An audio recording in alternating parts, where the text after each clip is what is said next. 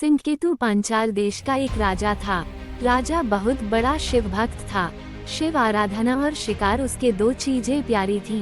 वह शिकार खेलने रोज जंगल जाता था। एक दिन घने जंगल में सिंहकेतु को एक ध्वस्त मंदिर दिखा। राजा शिकार की धुन में आगे बढ़ गया, पर सेवक भील ने ध्यान से देखा तो वह शिव मंदिर था, जिसके भीतर लता पत्थरों में एक शिवलिंग था। भील का नाम चंद था। सिंहकेतु के सानिध्य और उसके राज्य में रहने से वह भी धार्मिक प्रवृत्ति का हो गया था। चबूतरे पर स्थापित शिवलिंग, जो कि अपनी जलहरी से लगभग अलग ही हो गया था, वह उसे उखाड़ लाया।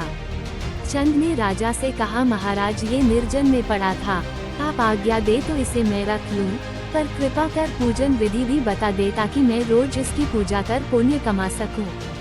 राजा ने कहा कि चंद भील इसे रोज नहलाकर इसकी फूल बेल पत्तियों से सजाना, अक्षत फल मीठा चाना, जय भोले शंकर बोलकर पूजा करना और उसके बाद इसे धूप दीप दिखाना। राजा ने कुछ मजाक में कहा कि इस शिवलिंग को चिता भस्म जरूर चढ़ाना और वो भस्म ताजी चिता राख की ही हो। फिर भोग लगाकर बाजा बजाकर खूब नाच गाना किया करना। शिकार से राजा तो लौट गया, पर भील जो उसी जंगल में रहता था, उसने अपने घर जाकर अपनी बुद्धि के मुताबिक एक साफ सुथरे स्थान पर शिवलिंग की स्थापना की और रोज ही पूजा करने का अटूट नियम बनाया। भील के लिए यह नई बात थी। उसने कभी पूजा पाठ न देखी थी। भील की रोज पूजा करने से ऐसे संस्कार जगे कि कुछ दिन बाद वह खुद तो पूजा न करती, पर भील की सहायता करने लगी। कुछ दिन और बीते तो भील पूजा में पर्याप्त रुचि लेने लगी। एक दिन भील पूजा पर बैठा तो देखा कि सारी पूजन सामग्री तो मौजूद है, पर लगता है वह चिता भस्म लाना तो भूल ही गया। वह भागता हुआ जंगल के बाहर स्थित शमशान गया। आश्चर्य, आज तो कोई चिता जल ही नहीं रही थी। पिछली रात जली चिता का भी कोई नामो निशान न था, जबकि उसे लगता था कि रात को मैं यहाँ से भस्म ले गया हूँ। भील भागता हुआ उल्टे पांव घर पहुँचा। भस्म की डिबिया उल्टाई पलटाई, पर चिता भस्म तनिक भी न थी। चिंता और निराशा में उसने अपनी भीलनी को पुकारा, जिसने सारी तैयारी की थी। पत्नी ने कहा, आज बिना भस्म के ही पूजा कर लें, शेष तो सब तैयार है। पर भील ने कहा, नहीं, राजा ने कहा था कि चिता भस्म बहुत जरूरी है। वह मिली नहीं, क्या करूं? भील चिंतित हो बैठ गया। भील ने भीलनी से कहा, प्रिय, यदि मैं आज पूजा न कर पाया तो मैं जिंदा न रहूंगा। मेरा मन बड़ा दुखी है और चिंतित है। भीलनी ने भील को इस तरह चिंतित देख एक उपाय सुझाया। भीलनी बोली, ये घर पुराना हो चुका है, आग लगाकर इसमें घुस जाती हूँ।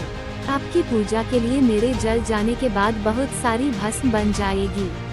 मेरी भस्म का पूजा में इस्तेमाल कर लें। भील न माना, बहुत विवाद हुआ। भीलनी ने कहा, मैं अपने पतिदेव और देवों के देव महादेव के काम आने के इस अवसर को न छोड़ूंगी। भीलनी की जिद पर भील मान गया। भीलनी ने स्नान किया, घर में आग लगाई, घर की 3 बार परिक्रमा की, भगवान का ध्यान किया और भोलेनाथ का नाम लेकर जलते घर में घुस गई। ज्यादा समय न बीता कि शिव भक्ति में लीन वह भीलनी जलकर भस्म हो गई। भील ने भस्म उठाई, भली भांति भगवान भूतनाथ का पूजन किया। शिव भक्ति में घर सहित घरवाली खो देने का कोई दुख तो भील के मन में तो था नहीं, सो पूजा के बाद बड़े उत्साह से उसने भीलनी को प्रसाद लेने के लिए आवाज दी। क्षण के भीतर ही उसकी पत्नी समीप बने घर से आती दिखी। जब वह पास आई तो भील को उसको और अपने घर के जलने का ख्याल आया। उसने पूछा, ये कैसे हुआ? तुम कैसे आई? ये घर कैसे वापस बन गया? भीलनी ने सारी कथा कह सुनाई। जब धधकती आग में घुसी तो लगा जल में घुसती जा रही हूँ और मुझे नींद आ रही है। जगने पर देखा कि मैं घर में ही हूँ और आप प्रसाद के लिए आवाज लगा रहे हैं। वे ये सब बातें कर ही रहे थे कि अचानक आकाश से एक विमान वहां उतरा। उसमें भगवान के 4 गण थे। उन्होंने अपने हाथों से उठाकर उन्हें विमान में बैठा लिया। गणों का हाथ लगते ही दोनों के शरीर दिव्य हो गए। दोनों ने शिव महिमा का गुणगान किया और फिर वे अत्यंत श्रद्धायुक्त भगवान की आराधना का फल भोगने शिवलोक चले गए।